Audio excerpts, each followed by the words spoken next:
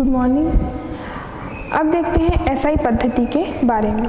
SI पद्धति हमने जो कल पढ़ा था कि एसआई पद्धति क्या है, एक अंतर्राष्ट्रीय मानक पद्धति है। तो एसआई पद्धति को में जो मात्रक होते हैं उनको लिखने के कुछ नियम हैं। एसआई पद्धति में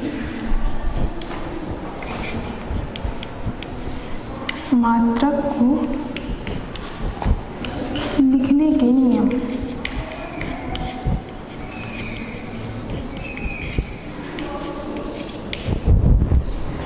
पहला नियम है मात्रक को हमेशा अंग्रेजी के छोटे अक्षरों से लिखा जाता है।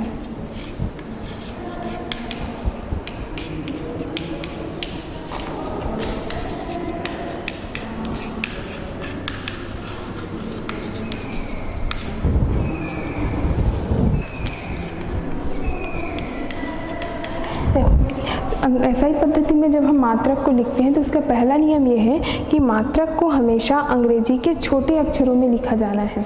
जैसे यहाँ पर लंबाई का मात्रक होता है मीटर, तो हम उसको स्मॉल m से लिखेंगे। द्रव्यमान का मात्रक है किलोग्राम, तो small k into small g। ये उसका क्या होगा, लिखने का तरीका होता है कि हम उसको अंग्रेजी के अक्षरों से तो लिखेंगे लेकिन उसके छोटे अक्षरों से ही हम उसको लिखते हैं। दूसरा होता है मात्रक हमेशा एक वचन में होना चाहिए।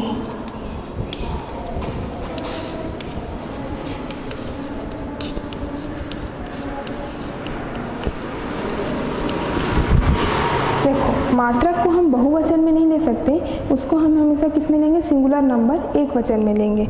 जैसे यहाँ पर हम मीटर को m लिखते हैं ना कि ms, ये गलत है क्योंकि यहाँ पर ms अगर हम लिख रहे हैं तो ये किस में हो जाएगा, उसका बहुवचन होगा और इसका मतलब कुछ और निकलता है।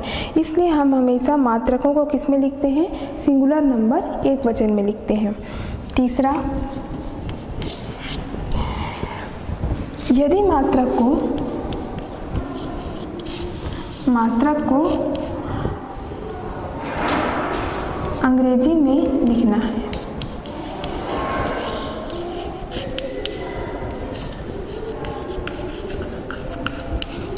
यदि हमको मात्रक को अंग्रेजी में लिखना है तो उसके सारे जो वर्ड होंगे वो किस में होंगे, स्मॉल लेटर में होंगे। तो उसके सभी अक्षर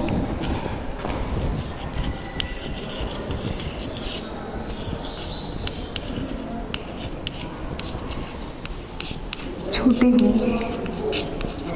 मतलब यदि हम जैसे मीटर है तो हम मीटर को लिखते हैं METRE, ये हो गया मीटर। तो हम यहाँ पर जैसे कोई वर्ड लिखते हैं तो सबसे पहला वर्ड कैसा रहता है, कैपिटल रहता है, उसके बाद के वर्ड कैसे रहते हैं, स्मॉल लेटर में रहते हैं। लेकिन यदि हम मात्रक को लिख रहे हैं तो मात्रक में सारे जो अक्षर हैं वो कैसे होने चाहिए, स्मॉल लेटर में ही होना चाहिए। इसमें हमको किसी भी वर्ड को, किसी भी अक्षर को कैपिटल लेटर में नहीं लिखना है। और चौथा,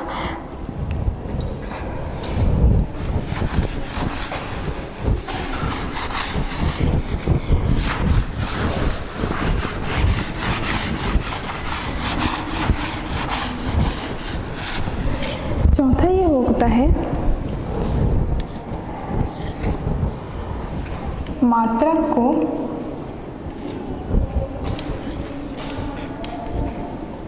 लिखने के बाद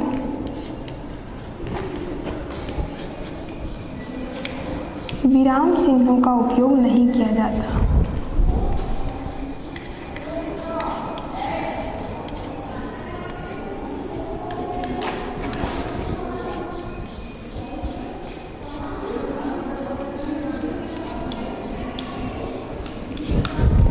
मात्रक को लिखने के बाद विराम चिन्हों का उपयोग नहीं किया जाता। जैसे यदि हम लिख रहे हैं कि किसी छड़ की लंबाई 4 मीटर है, तो 4 मीटर बस लिखेंगे। इसके बाद हम पूर्ण विराम या अल्प विराम किसी भी चिन्हों का उपयोग नहीं करेंगे। ये होता है मात्रक को लिखने के नियम। पहला नियम ये है कि उसमें कभी भी हम कैपिटल वर्ड का यूज़ नहीं करेंगे, उसमें हम हमेशा स्मॉल लेटर अंग्रेजी अल्फ़ाबेट के जो छोटे अक्षर होते हैं उनका ही उपयोग करते हैं।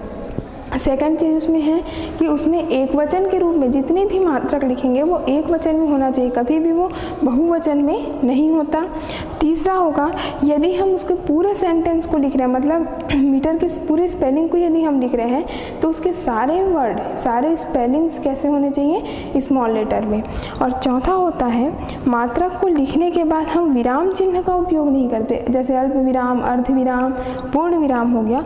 इन चिन्हों का उपयोग ऐसे हम ना लिख के सिर्फ उसको 4 मीटर लिखेंगे, यहाँ पे कोई भी चिन्ह यहाँ पर यूज़ नहीं होगा।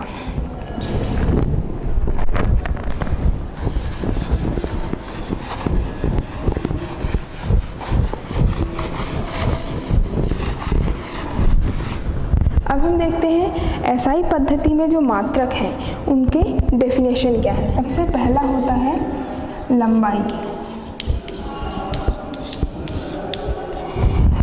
सबसे पहला होता है लंबाई। लंबाई कहने का मतलब, जैसे हम यहाँ पर एक है ए और ये दूसरा स्थान है बी, तो ए से लेके बी तक की जो दूरी होगी, ए से लेके बी तक की दूरी को हम क्या कहेंगे? लंबाई कहते हैं। तो कह सकते हैं कि किन्हीं भी दो स्थानों की बीच की दूरी को हम क्या कहेंगे? लंबाई। और लंबाई को मापते हैं मीटर से। डेफिनेशन क्या होगा? किन्हीं भी दो स्थानों की बीच की दूरी।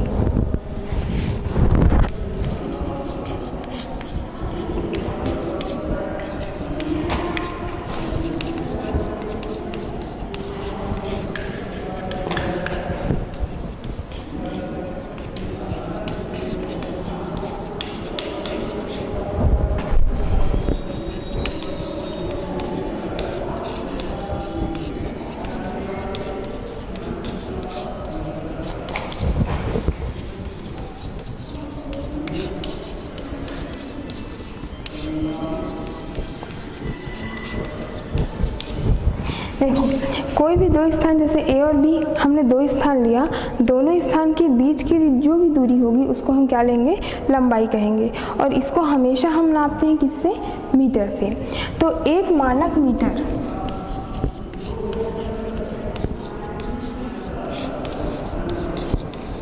एक मानक मीटर वह दूरी है, देखो मानक मीटर कहने का मतलब मीटर को हम कैसी इकाई माने हैं? एक मानक माने हैं। तो एक मानक मीटर वह दूरी है जो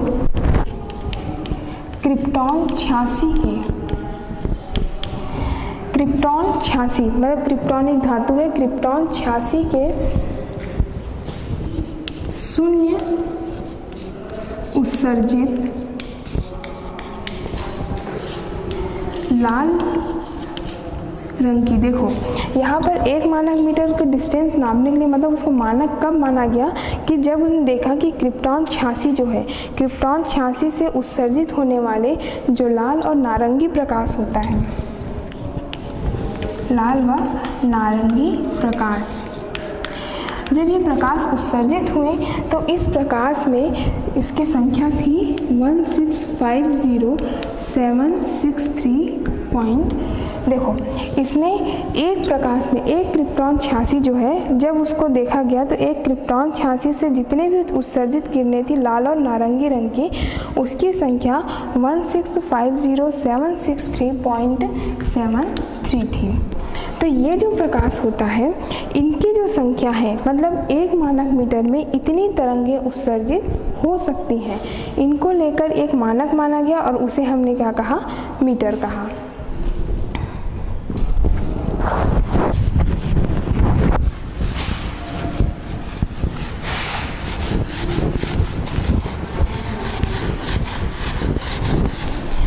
अब यदि हम इसे ही लेते हैं निर्वात में,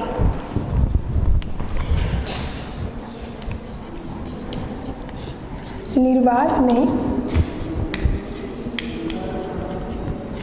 प्रकाश द्वारा, देखो निर्वात कहने से तात्पर्य है कि ना वहाँ पर वायु कोई भी माध्यम ना हो वहाँ पर कांच का माध्यम हो, ना ही वायु हो, या मतलब किसी भी प्रकार का जब कोई माध्यम उपस्थित नहीं होता उसे हम कहते हैं निर्वात। तो निर्वात में प्रकाश द्वारा 1 सेकंड में, देखो जब निर्वात होगा, निर्वात मतलब वहाँ पर कोई भी माध्यम उपस्थित नहीं होगा, उस समय प्रकाश के द्वारा 1 सेकंड में 299, 782, ये जो तरंगे हैं 299, 782, 458 समय अंतराल, इस समय अंतराल में तय की गई जो दूरी होती है उसे हम क्या कहेंगे? मीटर कहेंगे।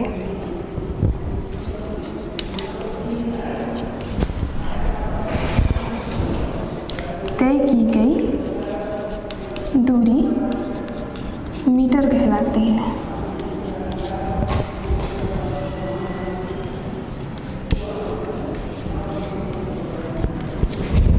ठीक है, मतलब निर्वात कहने से हम यही समझते हैं, निर्वात कहने का ही तात्पर्य है, निर्वात कह दिया मतलब वहाँ पर कोई भी माध्यम उपस्थित नहीं है, और जब कोई माध्यम उपस्थित ना हो उस समय कोई प्रकाश के द्वारा 1 सेकंड में, ठीक है ना, कोई प्रकाश वहाँ पर गति कर रहा है तो उस प्रकाश के उत्सर्जित हो रहा है, तो उस प्रकाश के द्वारा 1 सेकंड में 299, 782, 458 समय अंतराल में जो तय की गई दूरी है वो क्या कहलाएगी?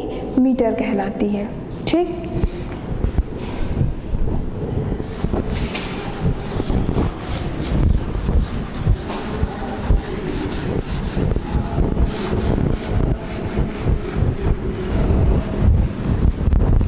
अब हम देखते हैं यदि हमको नापना हो आणविक और परमाणविक दूरियों को,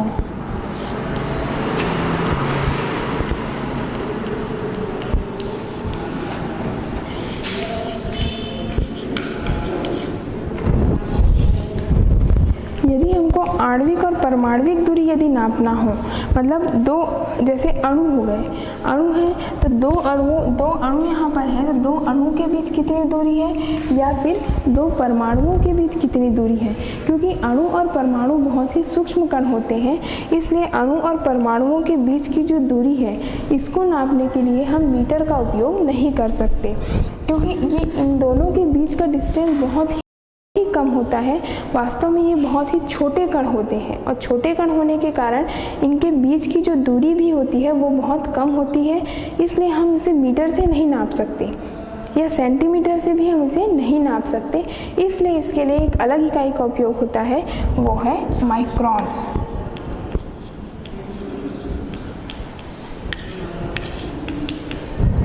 उसको कहते हैं माइक्रोन। 1 मीटर के 10 लाखवें भाग को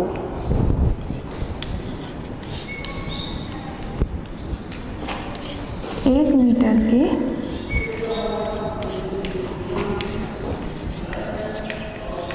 10 लाखवें भाग को 1 माइक्रोन कहते हैं।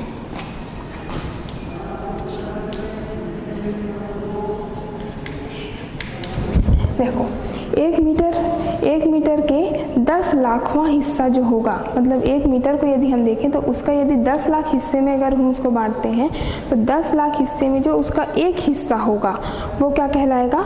1 माइक्रोन कहलाएगा। इसे हम म्यू एम से प्रदर्शित करते हैं। इसे हम म्यू एम से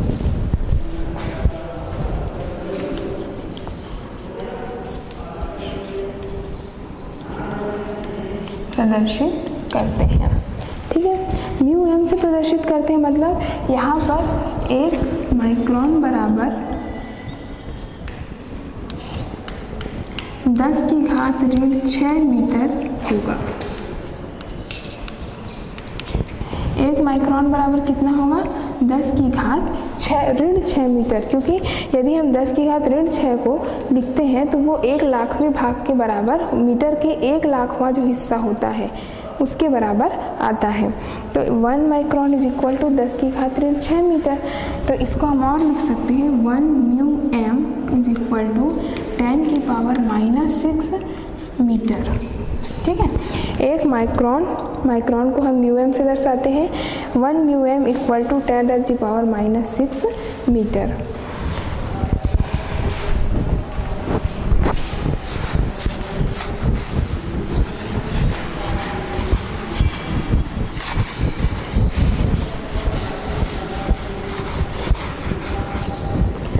सेकंड है इसमें एंगस्ट्रम मात्रक।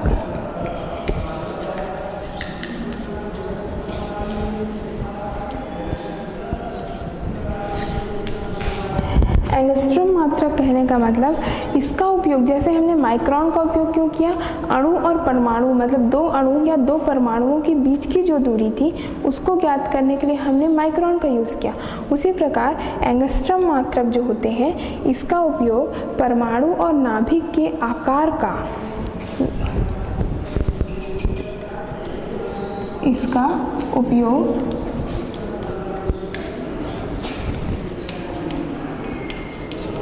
परमाणु या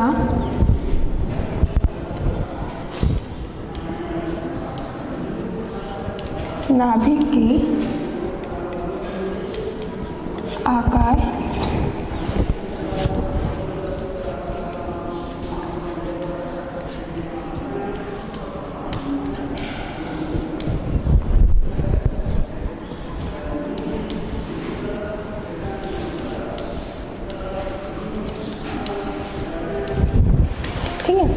एंगस्ट्रम यूनिट जो है या एंगस्ट्रम मात्रक जो होता है इसका उपयोग परमाणु या नाभिक, जो परमाणु होते हैं या परमाणु का जो नाभिक होता है उसके आकार को व्यक्त करने के लिए हम करते हैं।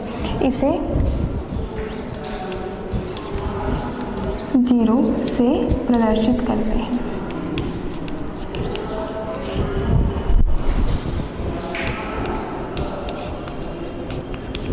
एंगस्ट्रम मात्रक ये इसका प्रदर्शन है, मतलब A0 से हम एंगस्ट्रम यूनिट को प्रदर्शित करते हैं। तो यहाँ पर आएगा 1 एंगस्ट्रम इक्वल टू 10 की घात ऋण 10 मीटर। एक एंगस्ट्रम मात्रक बराबर क्या हो जाएगा, 10 की घात ऋण 10 मीटर। ये हो गया एंगस्ट्रम यूनिट जिसका हम उपयोग क्यों करें, परमाणु और नाभिक। परमाणु जैसे है, एक परमाणु है और उस परमाणु के बीच में होता है नाभिक, तो परमाणु का आकार कितना है और उसके नाभिक का आकार कितना है, इसको जानने के लिए हम एंगस्ट्रम यूनिट का उपयोग करते हैं।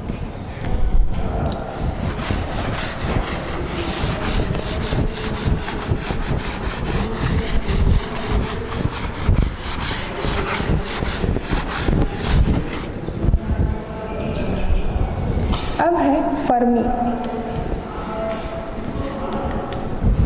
तीसरा मात्रक होता है फर्मी। इसका उपयोग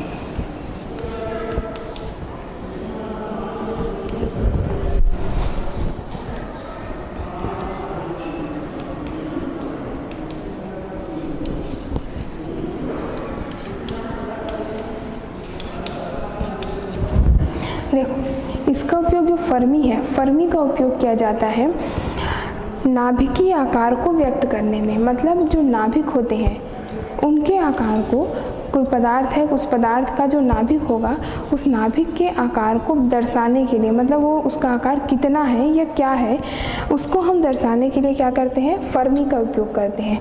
और इसे f स्मॉल f से प्रदर्शित किया जाता है। एक फर्मी बराबर 10 की घात ऋण 15 मीटर। एक फर्मी बराबर होता है 10 की घात ऋण 15 मीटर, या फिर हम इसको लिख सकते हैं 1F इक्वल टू 10⁻⁻15 मीटर, ऐसा हम इसको लिख सकते हैं।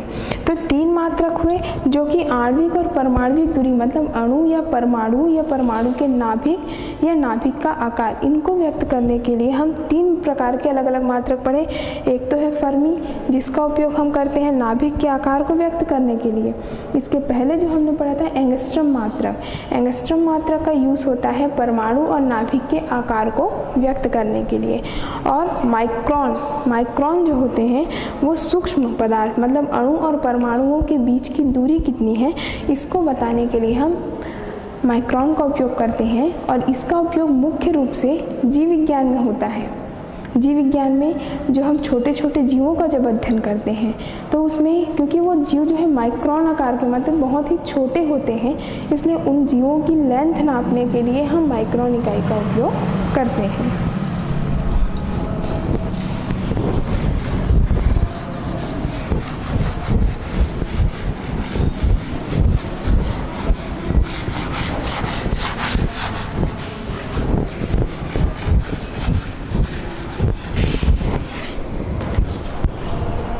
अब होता है यदि हमको लंबी दूरी नापना है तो लंबी दूरी के लिए होगा प्रकाश वर्ष। जैसे हमने छोटी दूरी के लिए 3 इकाई पढ़ा, उसी प्रकार जब लंबी दूरी हमको नापना है उनको इसलिए उपयोग करते हैं प्रकाश वर्ष का। मतलब प्रकाश के द्वारा तय की गई जो दूरी होती है, तो प्रकाश के द्वारा तय की गई दूरी कितना होता है, 3 × 10⁸ मीटर। इस दूरी को हम कहते हैं 1 प्रकाश वर्ष। ये है प्रकाश के द्वारा तय की गई दूरी, और इसकी दूरी ये बराबर होता है 1 मीटर की। तो इसे हम क्या कहते हैं, 1 प्रकाश वर्ष कहते हैं। दूसरी इकाई इसमें होता है पारसेक। दूसरी इकाई होता है पारसेक। इसका जो उपयोग है ये होता है पृथ्वी से तारों तक की दूरी नापने के लिए।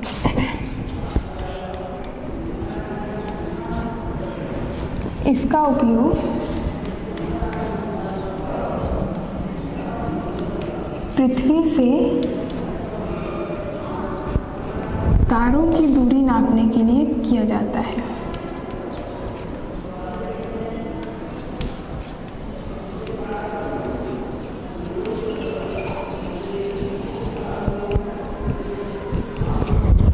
देखो, ये तो प्रकाश वर्ष है जो कि आकाशीय पिंडों की दूरी नापने का काम आता है, और पारसेक जो है उसका उपयोग हम पृथ्वी से हम जो तारे हैं तारों की दूरी नापने के लिए करते हैं। तो 2 प्रकार के जो मात्रक होते हैं प्रकाश वर्ष और पारसेक, ये लंबी दूरियों के लिए होते हैं, और लॉन्ग डिस्टेंस क्योंकि हम मीटर में नहीं नाप सकते इस कारण हम इनका उपयोग करते हैं।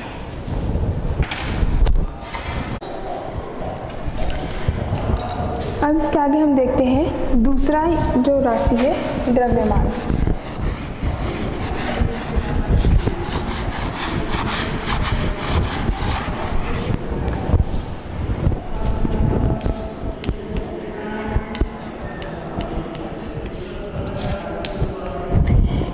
ये एसआई पद्धति का दूसरा मूल राशि है जिसको हम कहते हैं द्रव्यमान। किसी वस्तु में पदार्थ की मात्रा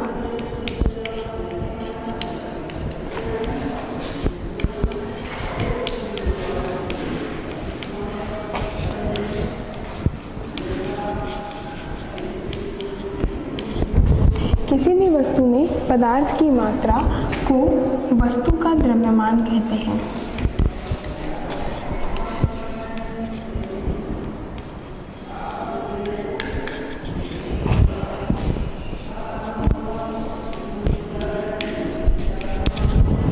जैसे देखो, यहाँ पर कोई वस्तु है, उस वस्तु के जो पदार्थ होंगे उस पदार्थ की जो मात्रा होगी उस मात्रा को हम क्या कहेंगे, उसका वेट या उसका द्रव्यमान कहते हैं। जैसे परमाणुविक स्केल पर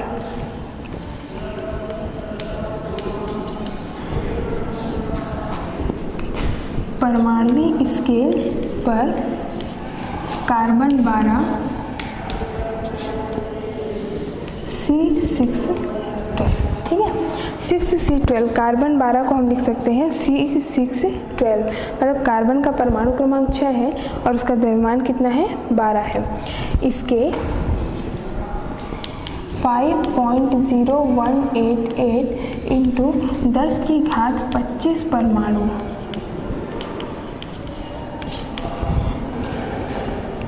परमाणविक स्केल पर मतलब जो हम परमाणु की संख्या यदि हम लें तो हम ये मानते हैं कि कार्बन जो है, कार्बन में परमाणु की संख्या कितनी होगी, 12। तो परमाणविक स्केल पर कार्बन 12 के 5.0188 गुणा 10 की घात 25 परमाणु के द्रव्यमान को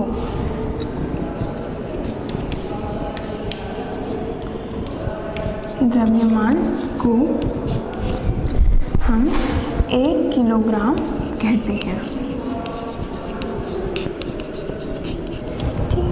तो देखो द्रव्यमान को मापा जाता है किलोग्राम में, तो 1 किलोग्राम जो है जिसको हमने मानक माना कि ठीक है कि द्रव्यमान को मापने के लिए मानक मात्रक क्या है, किलोग्राम है। तो वो किलोग्राम को मानक माना कहाँ से गया कि जब हमने परमाणविक स्केल पर देखा कि कार्बन 12 मतलब कार्बन जो है, कार्बन का भार कितना होता है, 12 होता है। तो कार्बन 12 में 5.0188 इंटू 10 की घात 25 परमाणु जो होते हैं, कार्बन 12 में मतलब कार्बन का जब द्रव्यमान 12 है तो उसमें परमाणु की संख्या कितनी है, 5.0188 इंटू 10 की घात 25। तो इस परमाणु के द्रव्यमान को हम कितना कहेंगे, 1 किलोग्राम कहते हैं। 1 किलोग्राम बराबर होता है 1000 ग्राम। ठीक है, 1 किलोग्राम बराबर कितना होगा, 1000 ग्राम होता है। उसी प्रकार 1 क्विंटल बराबर होता है 100 किलोग्राम। मतलब 100 किलोग्राम अगर हम भार लेते हैं तो वो कितने के बराबर होगा, 1 क्विंटल के बराबर होता है।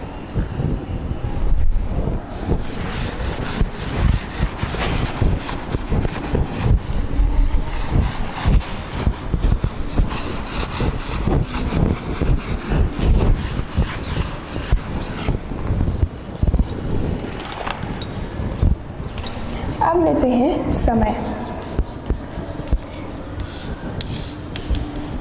जो कि एसआई पद्धति की तीसरा मूल राशि है। ठीक है, एसआई पद्धति की तीसरी मूल राशि है, मूल मात्रा क्या है, समय है। समय को हम सेकंड से नापते हैं।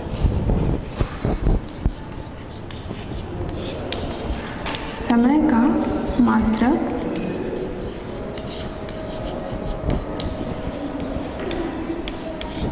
सेकंड है। अब देखो समय का मात्रक सेकंड है। देखो समय के 3 मात्रक होते हैं। जब हम समय देखते हैं तो या तो हम घंटे में बताते हैं या फिर मिनट में बताते हैं या फिर सेकंड में बताते हैं। लेकिन अंतर्राष्ट्रीय स्तर पर सेकंड, क्योंकि एक सेकंड एक मानक इकाई माना गया कि ये ना तो बहुत छोटी इकाई है ना ही बहुत बड़ी इकाई है, इसलिए हम आसानी से समय को सेकंड में नाप सकते हैं। इसलिए मानक क्या माना गया, समय का एसआई मात्रक सेकंड माना गया। यह सौर दिवस का सौर दिवस का 1/84600 भाग, हम ये मान सकते हैं कि जो 1 सेकंड क्या है, सौर दिवस का मतलब सौर दिवस कहने का मतलब एक दिन का 1/84600 वह भाग क्या कहलाएगा, 1 सेकंड कहलाएगा। 1 सेकंड को मानक माना गया है। 1/84,600 भाग को 1 सेकंड हम मानकर चलते हैं।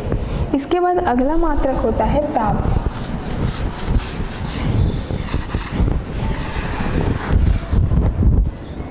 अगला क्या होगा, ताप। देखो एसआई पद्धति में ताप का मात्रक होता है केल्विन।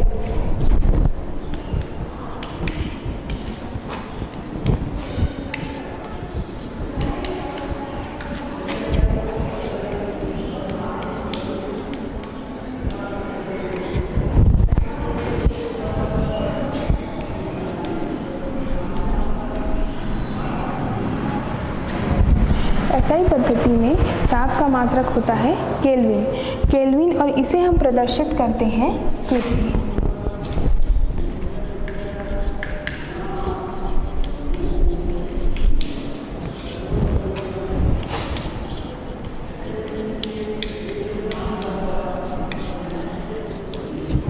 इसे प्रदर्शित किससे किया जाता है, कैसे किया जाता है। अब यदि हम जल का त्रिक बिंदु लें, जल का त्रिक बिंदु कहने का मतलब, क्योंकि जो पानी होता है, पानी को हम स्थायी या ऊष्मागतिकी का त्रिक बिंदु के हिसाब से मान सकते हैं। तो जल के त्रिक बिंदु के, जल के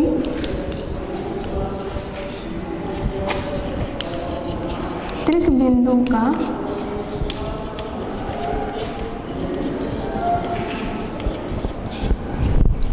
ऊष्मागतिकी ताप का 1/273.16। देखो यहाँ पर जल का जो त्रिक बिंदु है, उस जल के त्रिक बिंदु का ऊष्मागतिकी ताप पर उसका मान कितना होगा, 1/273.16।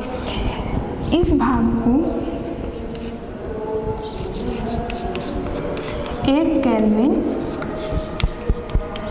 कहते हैं।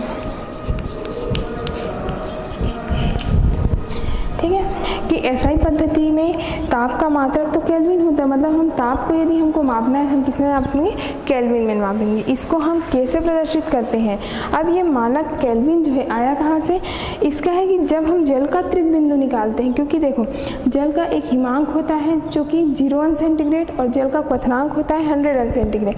इन दोनों के जो बीच का हिस्सा होता है, बीच का भाग होता है, वो ऊष्मागतिकी ताप के आधार पर हम करते हैं। उसका जो मान होगा 1/273.16। इसका भाग, इसी भाग को हम क्या कहेंगे, 1 केल्विन के बराबर मानते हैं।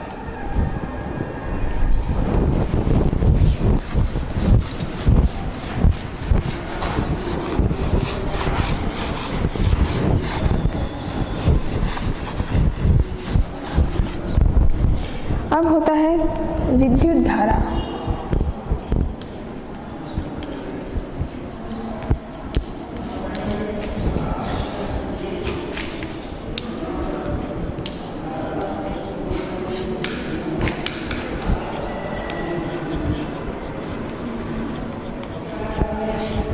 एसआई पद्धति में विद्युत धारा का मात्रक एम्पियर है। एसआई पद्धति में विद्युत धारा का मात्रक किसको माना जाता है, एम्पियर को माना जाता है, और इसे हम प्रदर्शित करते हैं ए से।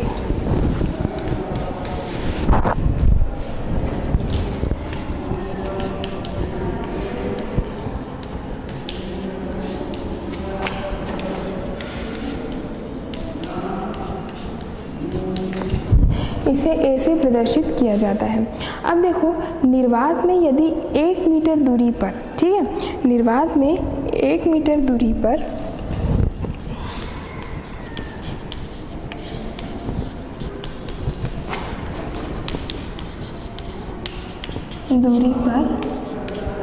रखें, यहाँ पर क्या करेंगे हम, निर्वात जहाँ पर कोई माध्यम नहीं है वहाँ पर 1 मीटर दूरी पर रखें अनंत लंबाई के 2 तारों को, अनंत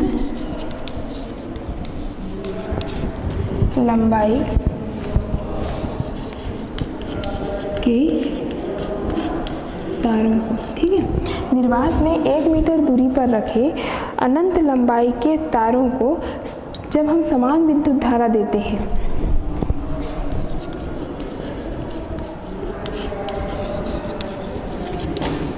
विद्युत धारा प्रवाहित करते हैं,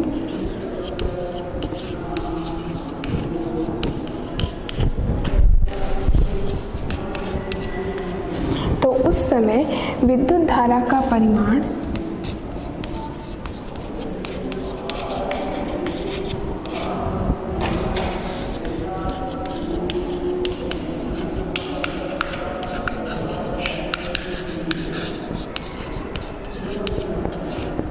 एम्पियर कहलाता है।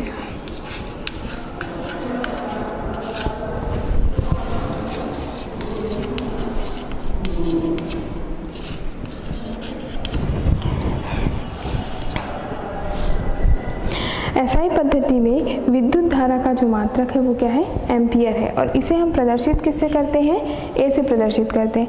अब इसका प्रयोग करके देखा गया कि यदि निर्वात में, मतलब जब वहाँ पर कोई भी माध्यम उपस्थित नहीं है, उस समय 1 मीटर दूरी पर यदि हम अनंत लंबाई के 2 तारों को रखते हैं, अनंत तारों की लंबाई अनंत है, तो उस समय दोनों की डिस्टेंस कितना रहेगा, 1 मीटर होगा।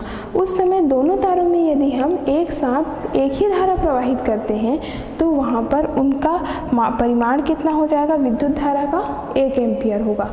इसलिए हम विद्युत धारा को किस में मापते हैं, एम्पियर में नापते हैं।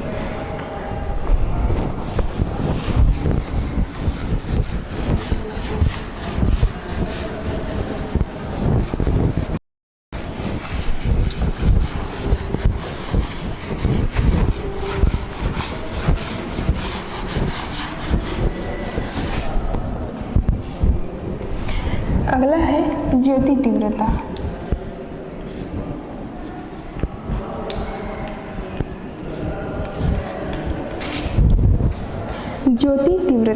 ज्योति तीव्रता का एसआई मात्रक होता है कैंडेला।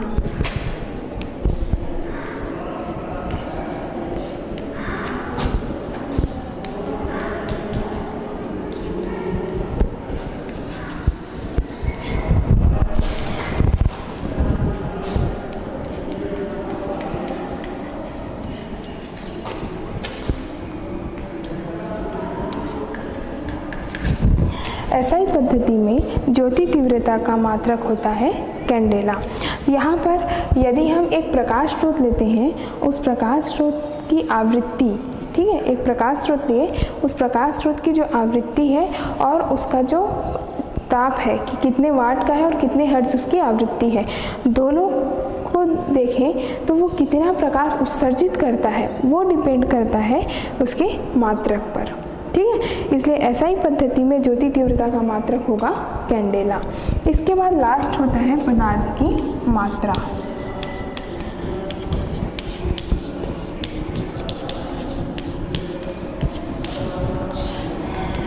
सातवां मूल राशि का मात्रक होता है पदार्थ की मात्रा। पदार्थ की मात्रा कहने का मतलब इसमें एसआई पद्धति में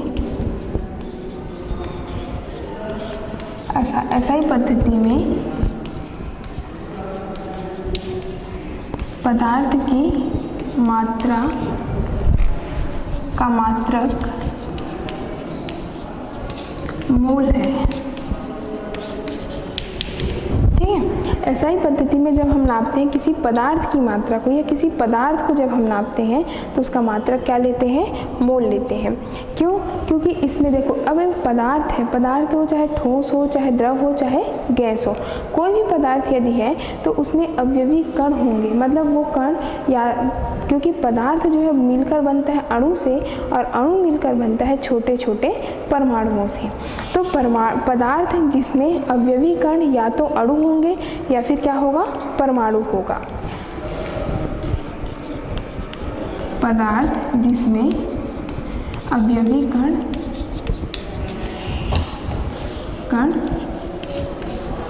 अणु या परमाणु, ठीक है। अब जो हम पदार्थ लिए उसमें अवयवी कण या तो परमाणु होगा या फिर क्या होगा, अणु होगा। इनकी जो संख्या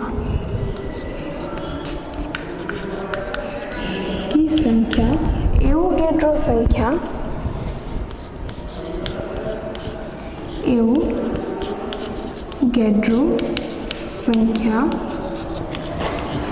6.023 इंटू 10 की घात 23 के बराबर होगी।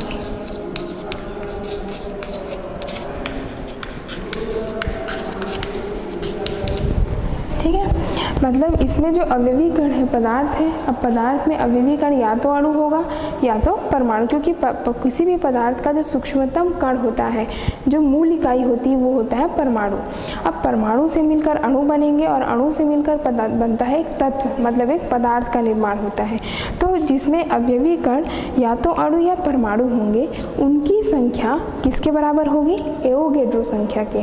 अब एवोगैड्रो संख्या का मान कितना है, 6.023 3 गुणा 10 की घात 23 इसके बराबर होती है। और इसी संख्या को हम क्या कहते हैं, मोल कहते हैं, या कह सकते हो एक मोल। तो एसआई पद्धति में यदि हमको पदार्थ को नापना है तो उसकी इकाई क्या होगी, मोल होगी।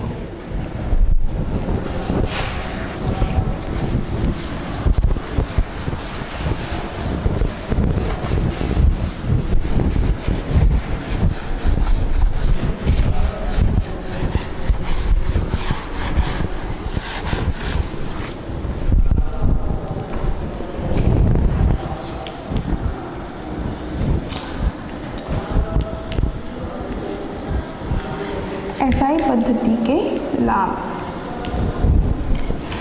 अब देखते हैं हम कि जो हम एसआई पद्धति या अंतर्राष्ट्रीय मानक जिसको प्राप्त है, अंतर्राष्ट्रीय महत्व जिसको प्राप्त है, उस पद्धति का लाभ क्या है। पहला लाभ होता है यह युक्ति युक्त पद्धति है।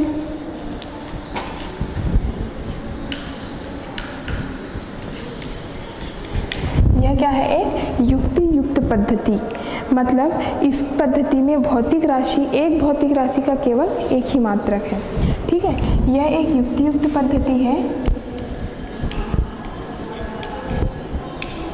इस पद्धति में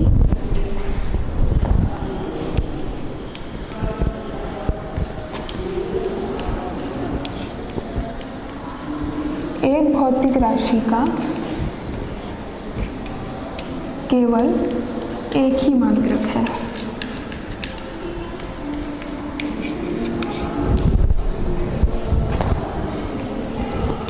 दूसरा देखो, पहला तो यह युक्ति युक्त पद्धति, मतलब इस पद्धति में ऐसा नहीं है कि एक भौतिक राशि एक हो और उसके मात्रक कई हों।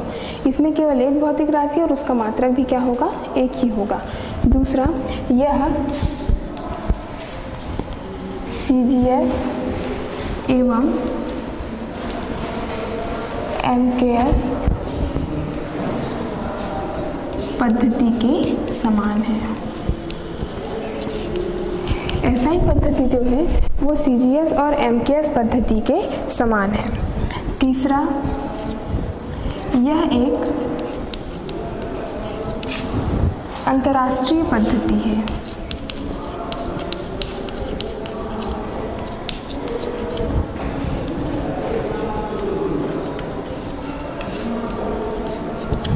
देखो, तीसरा अंतर्राष्ट्रीय पद्धति मतलब इंटरनेशनल लेवल पर इस पद्धति को माना गया है।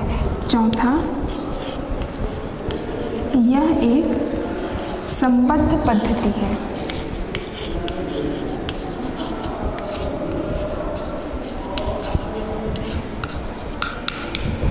देखो, 4 इसके लाभ है। पहला तो ये युक्ति युक्त पद्धति है, मतलब इस पद्धति में जो भौतिक राशि है जैसे लंबाई है उसका मात्रक मीटर ही है, उसके अलावा उसका कोई और मात्रक नहीं हो सकता। तो एक भौतिक राशि का केवल एक ही मात्रक होगा। दूसरा, यह CGS और MKS, CGS पद्धति और MKS पद्धति दोनों के ही इक्वल है। तीसरा, यह एक अंतर्राष्ट्रीय पद्धति है, मतलब इसको अंतर्राष्ट्रीय मान्यता दी गई है। और चौथा, यह एक संबद्ध पद्धति है, मतलब ये संबंधित पद्धति है जो कि एक राशि से दूसरे राशि में परिवर्तित हो सकता है। तो आज हमने एसआई पद्धति के जो मूल मात्रक थे या मूल राशियाँ थी उनके बारे में पढ़ा कि उनके मात्रक क्या होते हैं या वो मात्रक कहाँ से लिए गए हैं, और एसआई पद्धति का लाभ। धन्यवाद।